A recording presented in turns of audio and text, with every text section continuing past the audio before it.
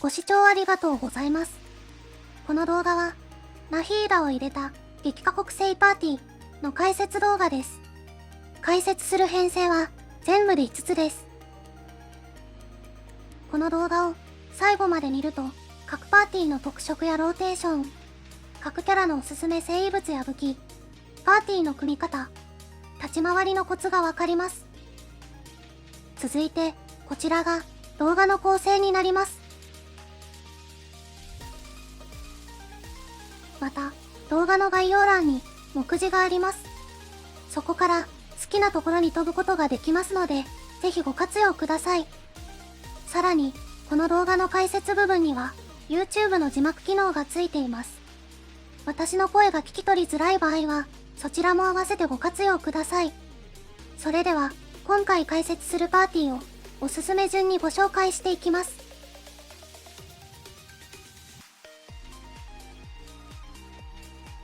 各パーティーの特徴を紹介した後、各キャラのビルド、パーティーのローテーションを順にご紹介します。では早速、見てみましょう。一番おすすめなのが、国性ナヒーダに、フィッシュル、カズハもしくは、勝利を加えた編成です。パーティーの火力も高く、操作性もいいです。耐久面も、勝利によるシールドや、金箔ナヒーダによる回復で確保できます。高い火力を求めたいときはカズハ、シールドが欲しいときは勝利と、状況に応じて使い分けることが可能です。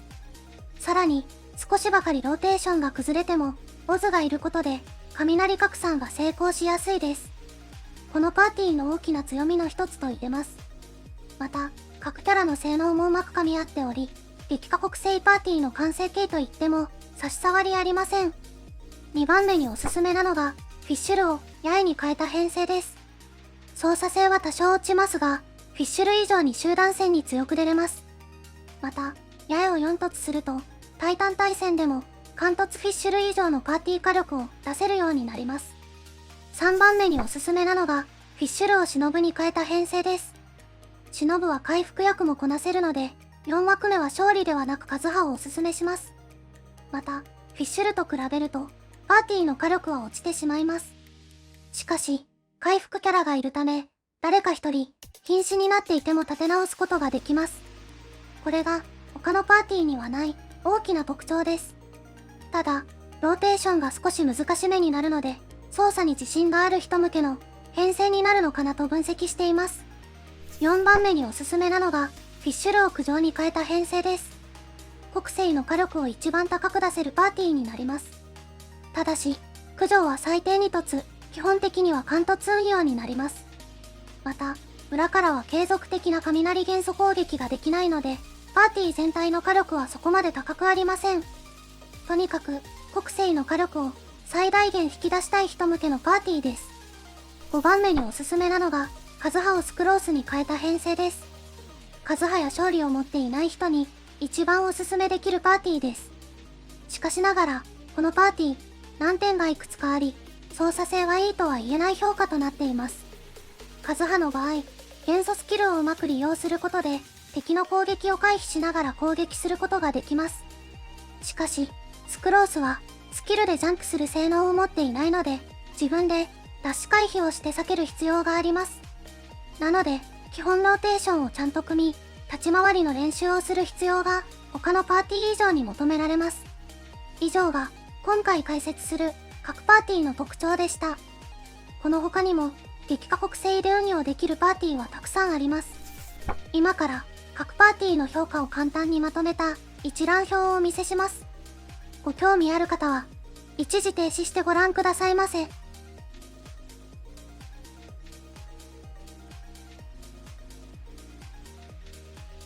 では、大変お待たせいたしました。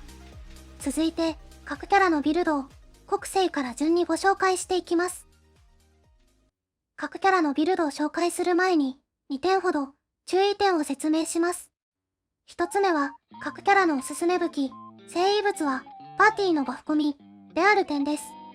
ナヒーダの熟知バフや、カズハの雷バフなどが入っている状態での、おすすめ装備となります。パーティーの構成が変わると、おすすめする装備も変わる可能性があります。あらかじめご了承くださいませ。続いて2点目です。各装備の火力を比較する上での計算方法になります。国星は以前の動画と同様です。他のキャラは GC シムという海外のソフトを利用しています。このソフトは設定方法や想定するシチュエーションによって計算結果が変わります。一つ一つの数値を動画に出すと過剰な不安を招く可能性があるので、あえて今回の動画では国星以外の数値は載せていません。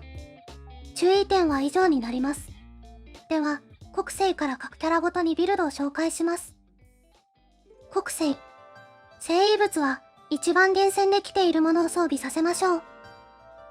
また、こちらは各生異物の軽くさを比較した表になります。各自一時停止をしてご覧ください。1枚目が熟知に150上がった状態での比較。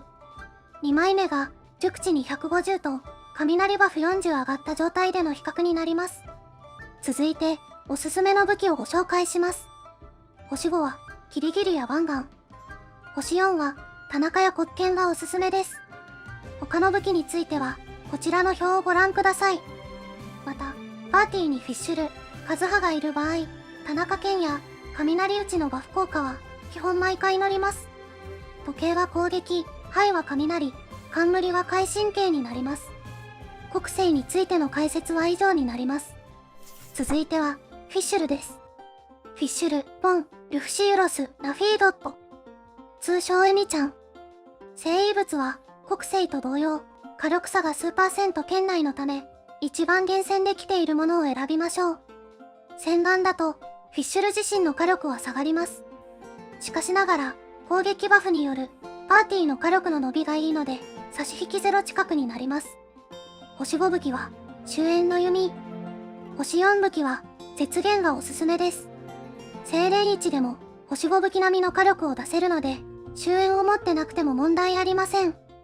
また、フィッシュルの主な火力リソースは、固有添付になります。そして、この固有添付は凸を進めても火力は上がりません。なので、無凸から運用可能になります。時計は攻撃、ハイは雷、冠は快神経になります。フィッシュルについての説明は以上になります。続いて、ラヒーダです。パーティに回復やシールドキャラがいない場合は、金箔試作がおすすめです。爆発使用時に、精錬ランク5で約3500の回復。精錬ランク1だと約2400の回復。これはパーティー全員に回復可能です。また、自身の元素エネルギーを回復することもできるので、元素爆発が溜まりやすくなります。生異物は金メッキか森林4セット。差はほぼないので、厳選できている方を選びましょう。時計は熟知。コップは草か熟知。冠は快進化熟知です。これも厳選できている方を選びましょう。ラヒーダの解説は以上になります。続いて、カズハです。武器は倉庫、サイフォス、鉄砲などの熟知武器がおすすめです。生異物は水力4セット、一択です。時計、ハイ、冠、すべて熟知です。熟知が1000を超えると、ラヒーダの熟知バフが250。つまり、最高値に到達します。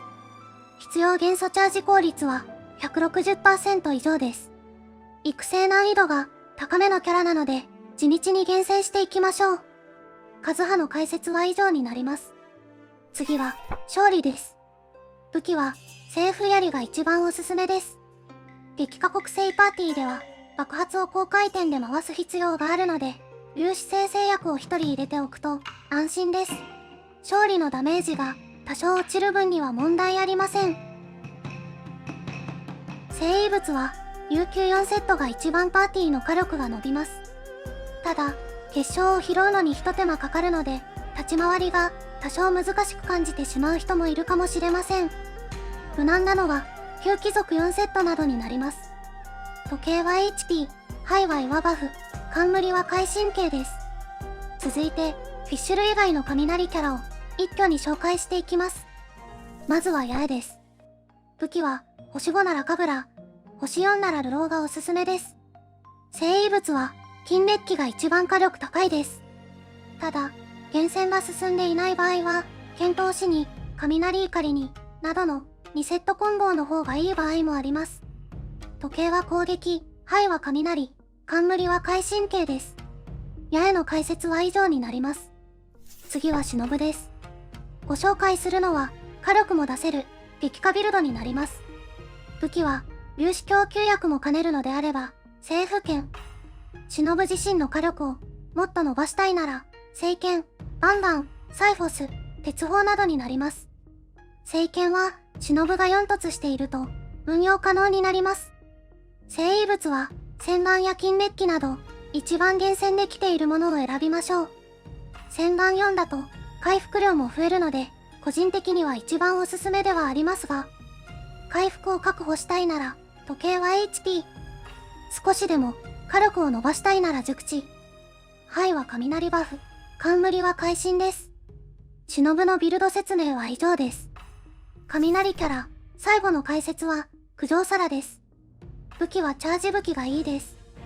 星5は、熟知も配れる終焉。星4は落下。また、爆発火力がメインになるので、聖異物は、絶縁下級貴族になります。時計は元素チャージ。はいは雷バフ。冠は会心です。九条のビルド説明は、これで以上です。最後にもう一人ご紹介、スクロースです。熟知武器がおすすめです。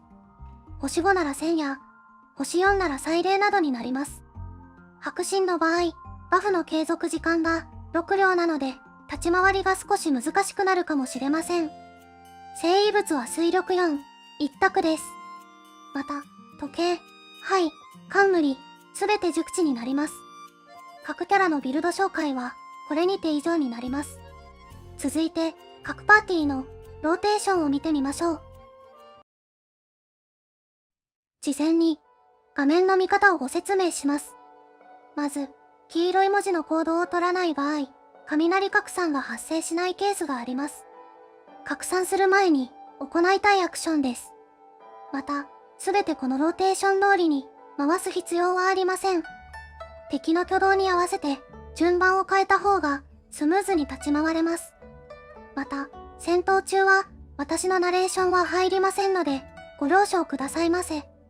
では早速、見てみましょう。はっそう風の歌雲のはびこりなさい。これこそが知恵の伝道。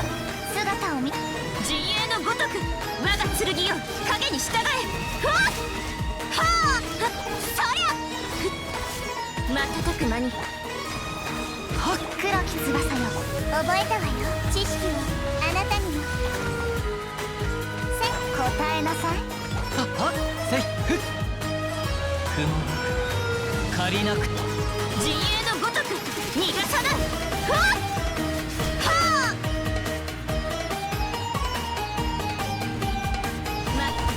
風を知れはっもみちが知識をあなたにも。逃がさない。行けふわっ風の行く先をそこだ。これこそが知恵の伝。黒き翼よ、我が剣よ影に従え。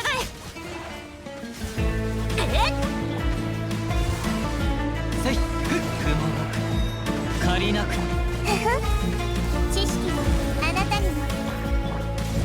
お嬢様の瞬く間に逃がさない。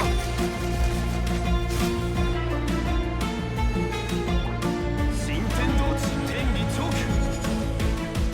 姿を見、手をつなぎましょう。これこそが知恵の伝道。急がない陣営のごとく健康よ世の乱れを切り尽くせ。ディア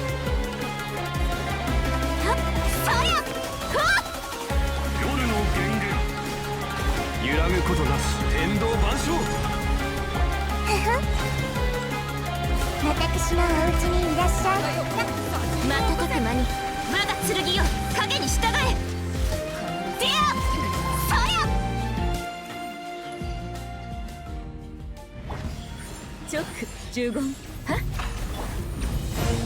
それふっ風の雲はびこりなさい。私のお家にいらっしゃい。来光意図美しきかな律令十言律令風の行く先を行こう。ふふ。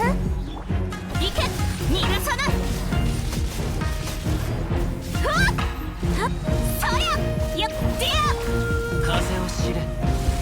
直呪言律令。全部丸見えね。これこそが知恵の伝道。有限なる雷霆。我が剣よ、影に従え。天理戦陣、天理チョーク。律令。手をつなぎましょう。これこそが知恵の伝道。陣営のごとく健康よ、世の乱れを切り尽くせ。ふわっディアはっ、行こい。神道の権限、直呪言。新天道地、天道ここにあり。ふふ。私のお家にいら。行け、逃がさない。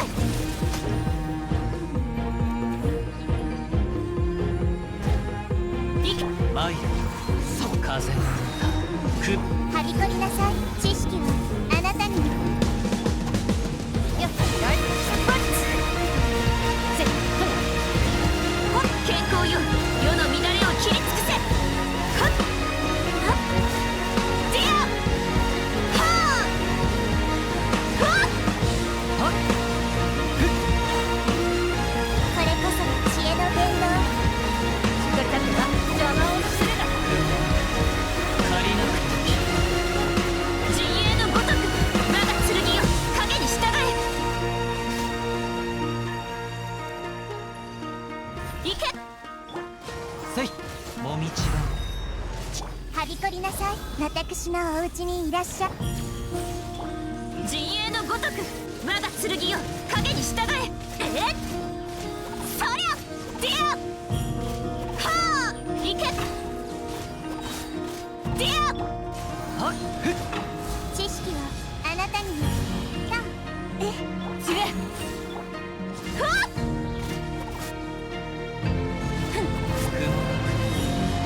聖なる来光、来戦。健康よ、世の乱れを切り尽くせ。ふわっ6308式ユニット。無双の風シミュレート。全部丸見えね。これこそが知恵の伝道。姿を見せよ、オーズ。はあ、健康よ、世の乱れを切り尽くせ。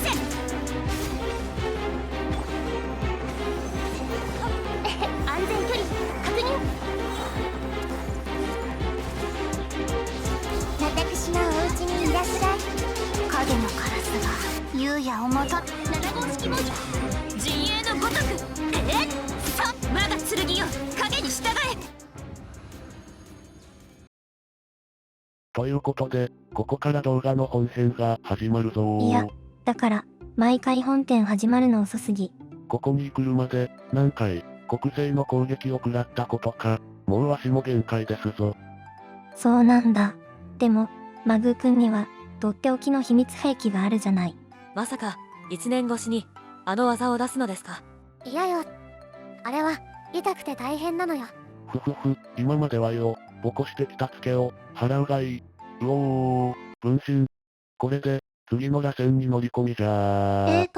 そろそろ解説に入ってもいいでしょうか。はい。ところで、皆さんはこの5つのパーティーの共通点に気づきましたでしょうか？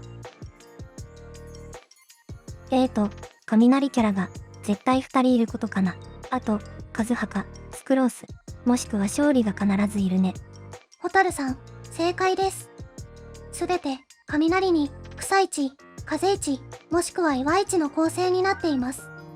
また、岩は、シールドを貼れる性能がある。風は、元素スキルで、集敵できる性能を持っています。どうして、このような共通点が生まれたのでしょうか？一つずつ、私と一緒に解明していきましょう。まず、雷キャラが国星のみになると、どうなるのでしょうか？国星が場にいるときは、手数の多さで、超撃破をたくさん起こすことができます。ですが、フィッシュルや、八重のように、控えから攻撃する手段を持っていません。つまり、国星が控えにいるときは、超激化は基本的に起きません。ここでは、詳しくは触れませんが、激化パーティーは、どれだけ継続的に激化を起こせたか。これが、パーティーの火力に直結します。では、この激化パーティーを作るには、どうしたらいいのでしょうか。元素スキルで、発動可能な、雷設置キャラを、もう一人入れることです。これで、ずっと激化を起こせます。なので、ヤエやフィッシュル、忍を入れることを、強く推奨します。爆発キャラを、入れていない理由はただ一つです。爆発が溜まっていない間、クーグルタイム待ちの間、裏から継続的に攻撃できないからです。対して、フィッシュルなどは、ほぼずっと裏から継続的に攻撃できます。つまり、激化を起こし続けることができます。続いて、シールドもしくは、集敵性能があるキャラを一人入れている理由を説明します。まずは、シールドについてです。シールドであれば、岩、つまり勝利、である必要はないのでは、と思う方もいらっしゃると思います。正直なところ、大きく激化の邪魔にならない、炎元素のキャラでなければ運用自体は可能です。ただ、数あるシールドキャラの中で、圧倒的に一番激化と相性いいのは、バージョン 3.2 時点で勝利となります。理由は3つあります。1つ目は、元素スキルシールドで草耐性と雷耐性を下げることが可能なため。2つ目は、石化により、ナヒーダスキルの照準や北西爆発が敵に当てやすくなるため。3つ目は、爆発の必要エネルギーが40と少なく、クールタイムも短く、ローテを組むのが簡単になるためです。こうした理由から、4枠目に勝利を入れやすいのではないかと分析しています。続いて、シールド役がいない場合、集敵役を入れている理由を解き明かしていきましょう。まず、そもそも、集敵とはどういう意味なのでしょうか。これは、敵を一箇所に集めるという意味です。これを、元素スキルで簡単に行えてかつ、吸い寄せ性能が高いのは、カズハ、スクロースになります。集敵の意味と、行えるキャラは分かりましたが、どうして集敵キャラを入れた方がいいのでしょうか。理由は2つあります。1つ目は、国星の爆発が全部当たりやすくなるから。2つ目は、ナヒーダのスキル単押しで、敵に印をつけられるようになるからです。以上の理由から、4枠目は、カズハ、スクロース、勝利がおすすめとなります。しかしながら、これは、パーティーを組む上での、一つの考え方に過ぎません。視点を変えると、また違う構成のパーティーもたくさん作れます。これを参考に、自分だけの、お気に入りパーティーを、作ってみてください。パーティーの組み方解説は、以上になります。いよいよ、最後の解説になります。ここでは、戦闘で役立つ、立ち回りのコツを2つご紹介していきます。まずは、国星の元素爆発回避です。爆発のボタンを押し、その後、何も操作しないでください。そうすると、何ということでしょうか。カットイン演出が終わった後にも、無敵時間が発生しています。国星は、無敵時間の長さがトップクラスです。回避したいときは、このテクニックをぜひご活用ください。次は、カズハの元素スキルです。ボス戦など、敵を吸い込む必要がないときは、ジャンプ、スキルタン押しを使ってみてください。そうすると、攻撃しつつ、回避できるようになります。スキルの長押しでも、可能ではあります。ただ、吸い寄せ性能が高くなる反面、クールタイムが長いです。対して、単押しは、クールタイムが短いので、その後の立ち回りが楽になります。このテクニックもぜひご活用ください。立ち回りのコツ、解説は以上になります。それでは、総まとめに入ります。まず、おすすめのパーティー構成は、雷に、草市、岩市、もしくは風市です。その中でも、一番おすすめな編成は、国星、フィッシュル、ナヒーダ、カズハ、もしくは勝利でした。高い火力を出したいなら、カズハ。シールドが欲しいなら、勝利。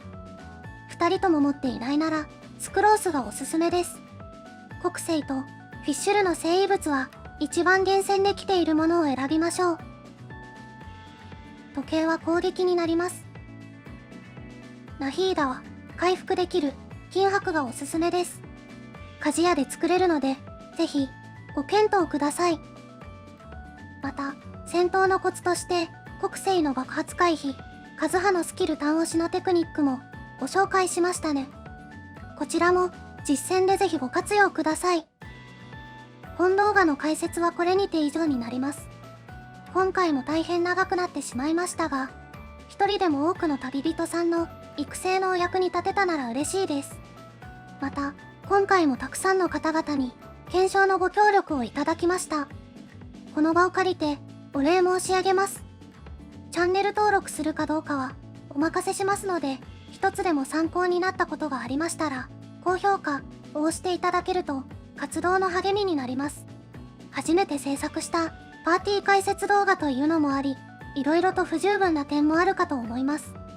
もし何かビルドやパーティー構築についてわからないことがありましたら、お気軽にコメント欄にて質問していただければなと思います。コメント欄にて一つずつ回答いたします。まあ、検討来るまで2日ほどかかるかもだけど、なんでそんな遅いんだ？これからキノコンピック SV でチャンピオン取ってくるからです。は？それでは最後までご視聴いただきありがとうございました。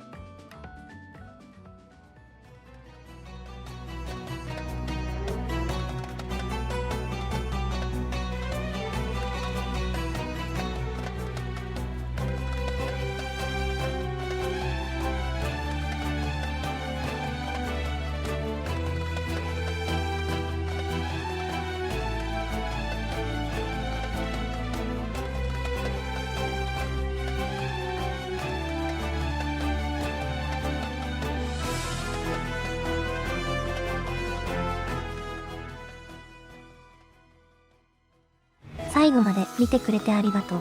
今回使った資料は後でコミュニティで配布します。でも、お高いんでしょ？マグー君には100万